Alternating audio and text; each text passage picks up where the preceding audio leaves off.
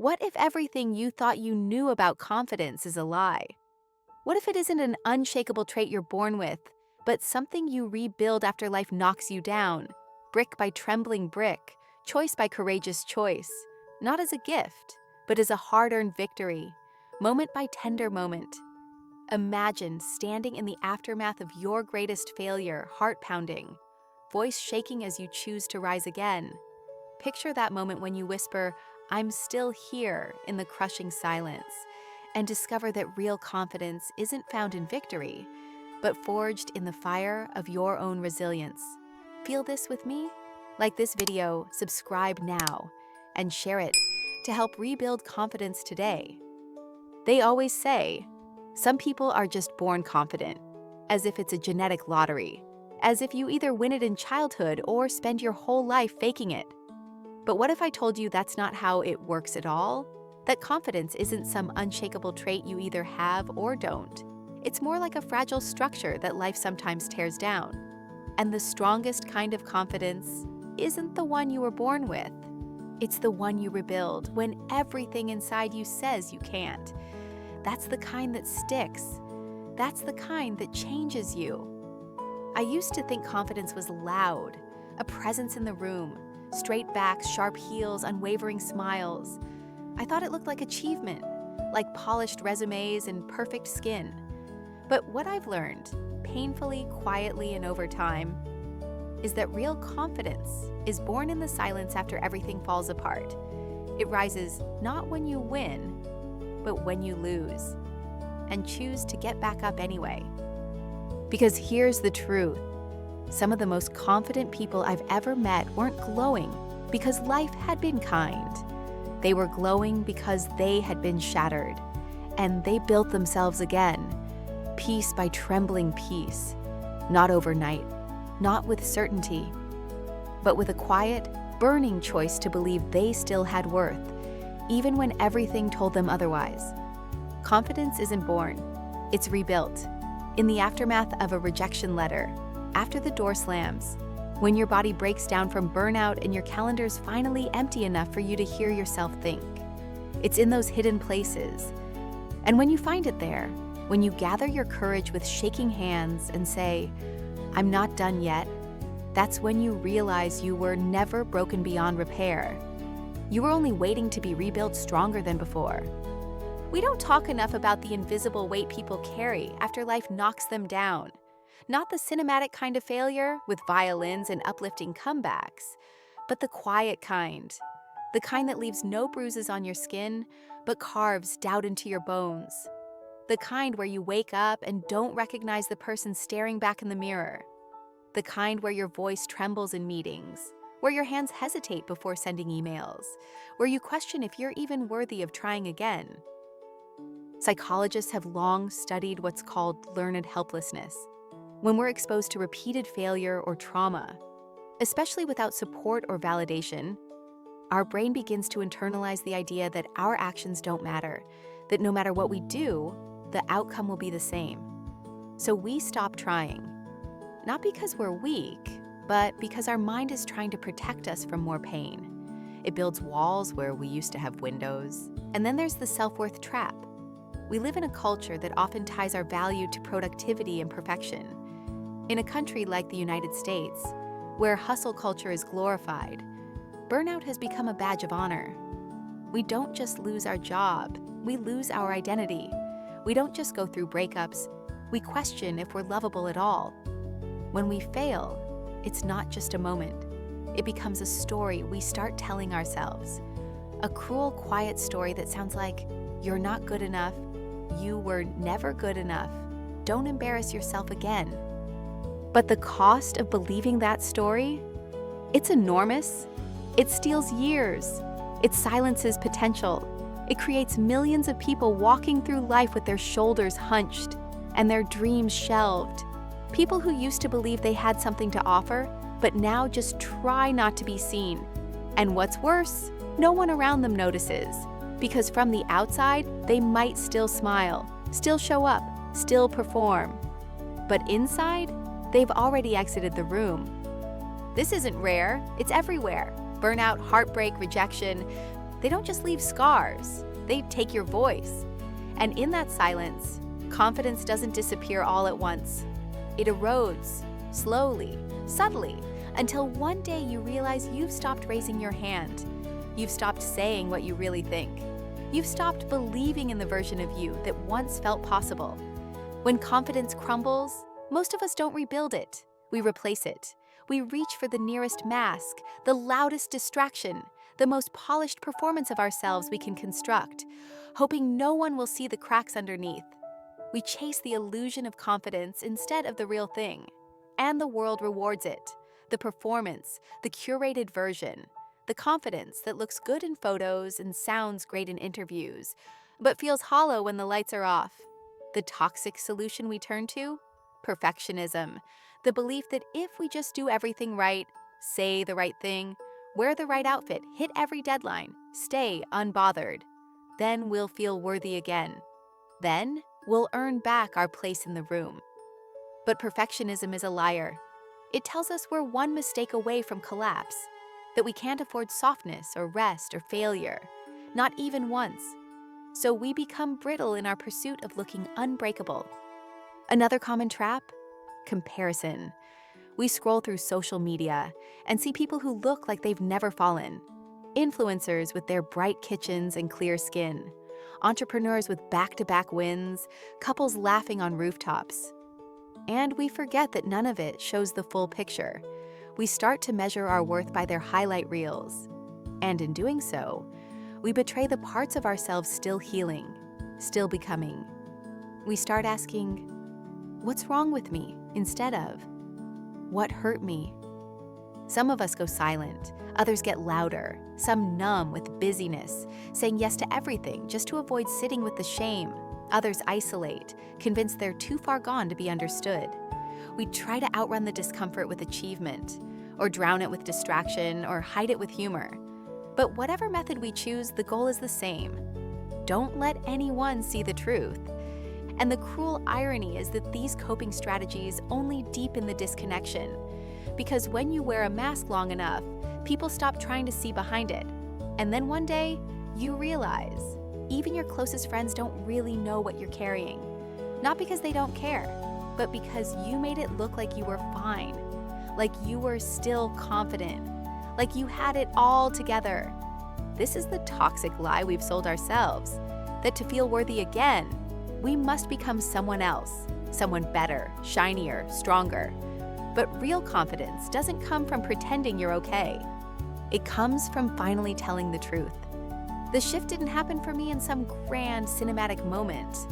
It happened one morning in a coffee shop in Denver.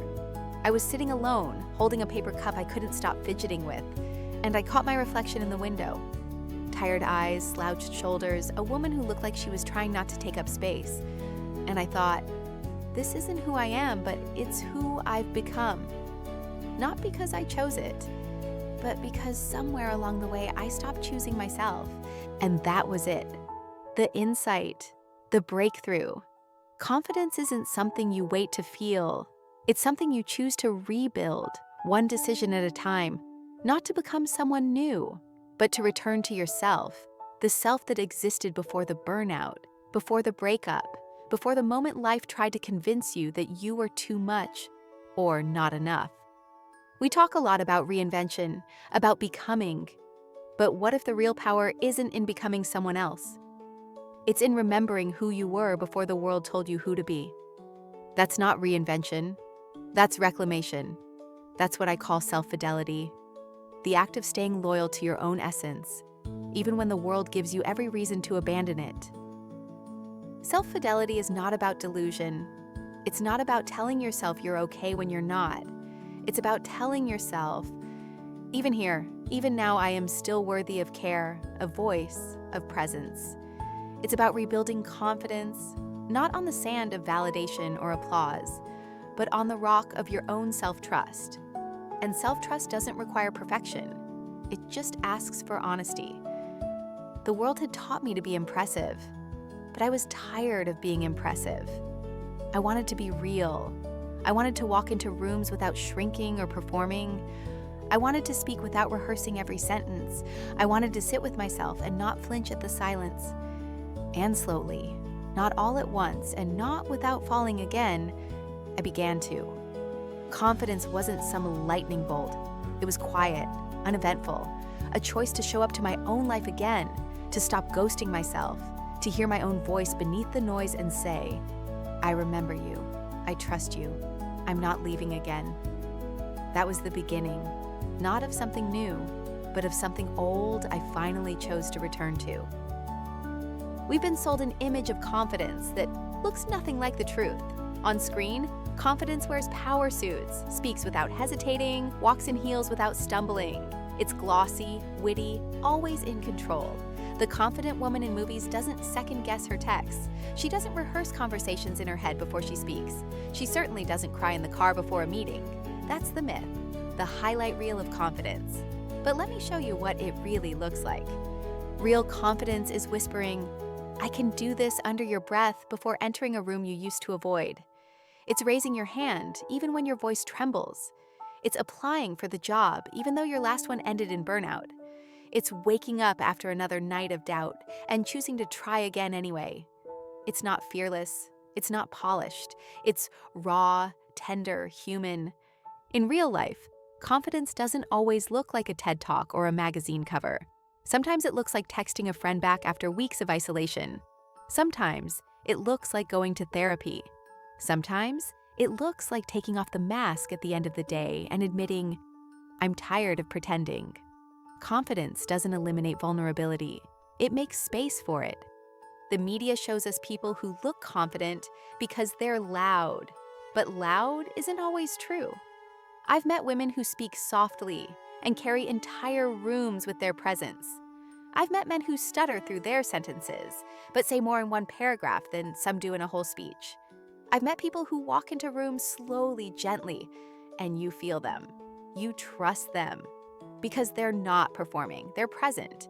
We've confused confidence with charisma, with dominance, with certainty. But those things can be faked. What can't be faked is self-trust. That's the real currency. And self-trust doesn't always look impressive. Sometimes it's invisible. But you can feel it in how someone holds themselves, in the pause before they speak, in the way they stay, even when it's hard. We need to stop chasing the stereotype and start honoring the quiet, imperfect, resilient ways people show up after they've fallen. That's where the truth lives. That's where the real stories are. Not in the ones who never cracked, but in the ones who cracked wide open and still chose to keep going. I want to tell you about the night I stopped pretending I was okay. It was 3 months after I'd left my job in Chicago, not in triumph, but in quiet collapse, burned out, ashamed, and convinced I had nothing left to offer. I'd spent those months trying to prove I was fine, updating my LinkedIn, smiling at networking events, posting sunlit photos with hollow captions. But the truth was, I didn't even know who I was without that title, that office, that constant motion. That night, I was sitting on the floor of my apartment in Lincoln Park, still in the clothes I'd worn the day before, surrounded by half-unpacked boxes and a silence so loud it pressed against my chest. I remember holding my phone, scrolling through job listings, staring at roles I used to be qualified for but now felt miles away from. My hands shook. I felt like a ghost in my own life. And then, something shifted. Not a dramatic moment, just a quiet, painful clarity. I realized I had built my confidence on performance, on proving, on being impressive. And now that all of that had been stripped away, I wasn't sure what was left. But instead of running from that emptiness, I sat with it. For the first time in months, I didn't distract myself. I didn't try to fix it. I just listened. What I heard wasn't a roar, it was a whisper. But it was mine. It said, "You're still here." And that mattered. That was the beginning. The next morning, I didn't reinvent myself. I didn't launch a new brand or pivot into a new industry. I just took a shower. I made coffee. I opened my laptop and wrote one paragraph of truth. Not for anyone else, just for me. And it felt like building something. Like gathering the first few bricks of a foundation I could finally stand on. Over time, I wrote more. I applied to jobs I actually wanted, not just ones that made me feel worthy again. I reconnected with friends I'd pushed away.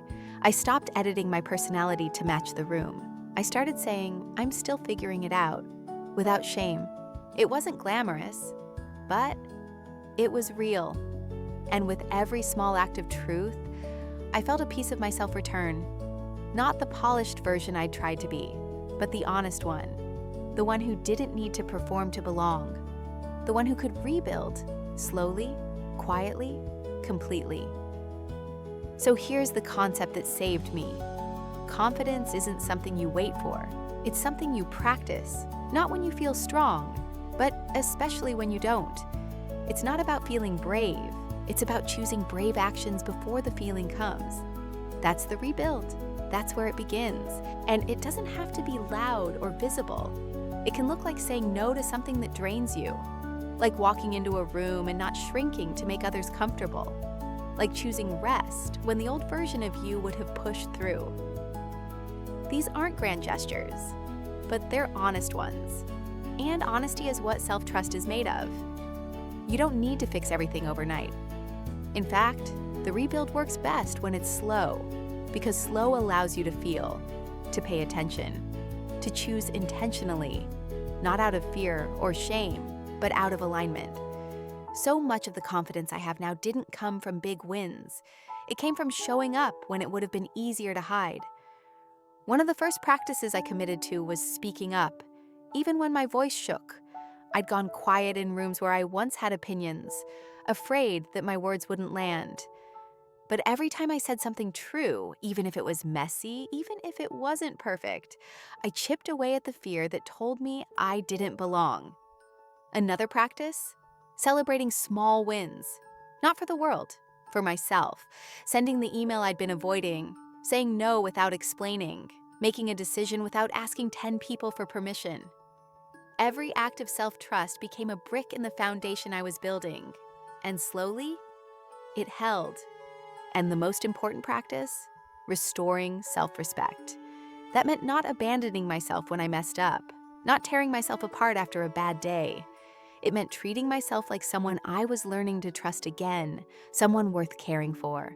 Not because I had proven anything, but because I was already enough.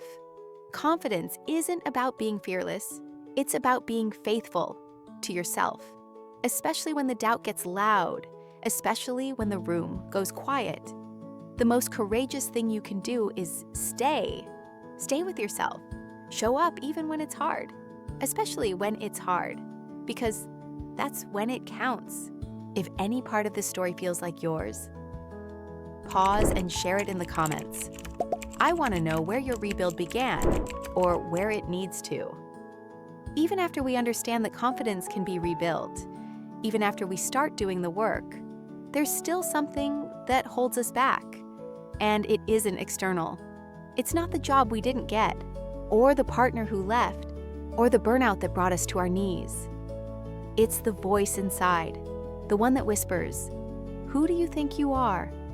That voice doesn't disappear just because we've decided to change. In fact, sometimes it gets louder when we do, because rebuilding confidence means stepping into unfamiliar territory, saying things we never used to say, holding boundaries we once abandoned, choosing ourselves in ways we never had the courage to before. And every time we do, that internal resistance flares up. It sounds like doubt, like shame, like memories of every time we failed before. It drags the past into the present and says, "You tried this once, remember?" It didn't work. It tells us we're too much, or not enough. It says we're faking it, that everyone can tell, that we should stop before we embarrass ourselves again. This is what psychologist Kristen Neff calls the inner critic, and for so many of us, it's not just a voice, it's the default. It's the inherited language of a culture that values performance over presence, achievement over authenticity. We grow up absorbing it. We internalize it so deeply that we start mistaking it for truth. And because it feels like truth, we obey it. We shrink, we play small, we call it being realistic or mature or responsible. But really, we're just afraid of failing again. of being seen trying, of giving our full heart to something and watching it fall apart again. That fear doesn't mean we're weak. It means we've been hurt, and we haven't yet learned how to feel safe inside ourselves again. The hardest part of rebuilding confidence isn't the external work. It's this: sitting with that inner voice and learning not to believe everything it says. Offering ourselves compassion instead of critique. Practicing courage even when we don't feel ready. That's the daily work, the invisible work, the quiet resistance. Because confidence isn't about silencing the voice of fear. It's about not giving it the final word.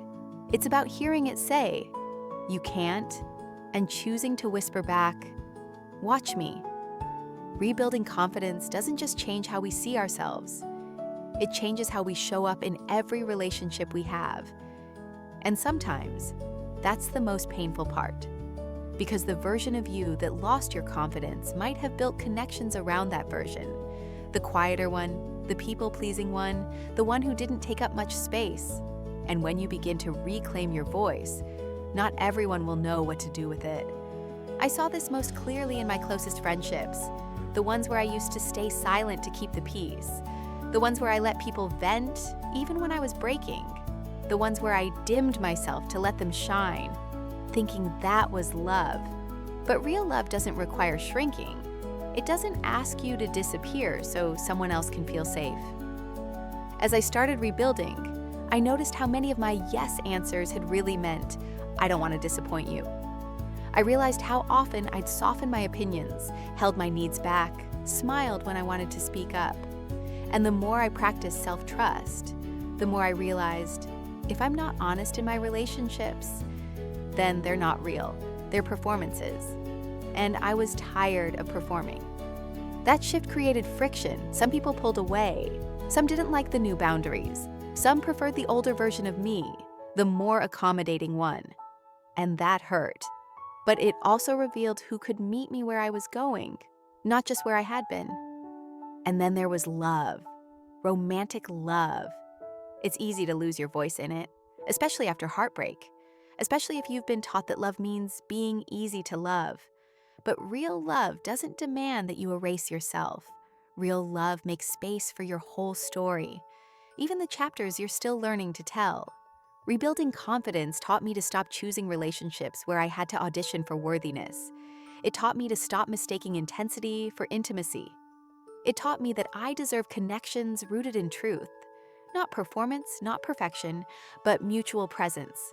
And that meant learning to be fully present with myself first. Because the most intimate relationship we'll ever have is with ourselves. Every other connection flows from there. When we treat ourselves with respect, we stop tolerating disrespect from others. When we trust ourselves, we stop asking people to rescue us. And when we believe we're worthy, we stop settling for anything less than love that sees us, fully, honestly, completely. So if you're wondering where to begin, how to rebuild your own confidence, right here, right now, don't look for the loudest step, look for the truest one. Start with what's honest. Start with the version of you that's tired of pretending, and meet them there with kindness. That means listening to your thoughts, not to obey them, but to understand them. When that voice tells you you're not enough, pause. Ask where it came from. Ask whose voice it really is, and then respond with your own, the voice you're learning to grow, the one that says, "I don't have to be perfect to be proud of myself." Begin practicing small acts of self-loyalty, not because they'll get you somewhere fast, but because they bring you closer to yourself. Like setting boundaries you've been too afraid to set, like canceling plans when your body says rest, like telling the truth in spaces where you once bit your tongue. Every time you choose truth over performance, you build. Reclaim your rituals. Confidence is not built in grand moments. It's built in the ordinary. The way you make your bed, the way you talk to yourself when you forget something, the way you re-enter the world after a hard week. Start paying attention to the little places where self-trust can be practiced, because they're everywhere, and they matter more than you think. Speak kindly to yourself, especially in the mirror, especially after the day didn't go as planned. especially when you fail. Most of us talk to ourselves in ways we'd never speak to someone we love. Change that. Be someone you feel safe coming home to. Not only when you succeed, but when you're lost, scared, or breaking. And most of all, stay. Stay with yourself when it's uncomfortable, when the doubt creeps in, when the world gets loud and the shame gets louder. Don't abandon yourself to be liked. Don't contort yourself to belong. The real work of rebuilding confidence is showing up over and over again with the quiet belief that your presence matters, even when no one claps, especially then. Because every time you choose to be faithful to yourself, in thought, in action, in presence, you're not just surviving, you're rebuilding brick by brick, word by word, choice by choice. And now, after every small choice that felt like courage, something remarkable happens. You begin to feel the ground beneath you shift. Those shaky bricks of self-trust you laid in private start to hold. You wake up and realize you're breathing easier, carrying less weight. You discover that your voice matters because it's yours, not because it sounds like someone else's. You notice people lean in when you speak, not because you're loud, but because you're real. You sense that permission you were waiting for all your life was hiding inside you, waiting to be reclaimed. You'll find late-night conversations no longer leave you hollow, but hopeful. You'll discover mornings when you look in the mirror and your eyes meet yours with a glimmer of pride. You'll recognize that when life slams the door, you don't have to hide in the hallway. You can open another one or build your own. That's the gift of a rebuilt confidence. It doesn't disappear when the storms come. It stands, rooted in something you did, not something you received. And the most profound benefit? Freedom. Freedom to speak your truth, to choose joy, to stay small or grow large on your own terms. Freedom to say yes when your heart says yes, and no when it says no. Freedom to become more of yourself than you ever thought possible, without needing a license from anyone else. But here's the final twist.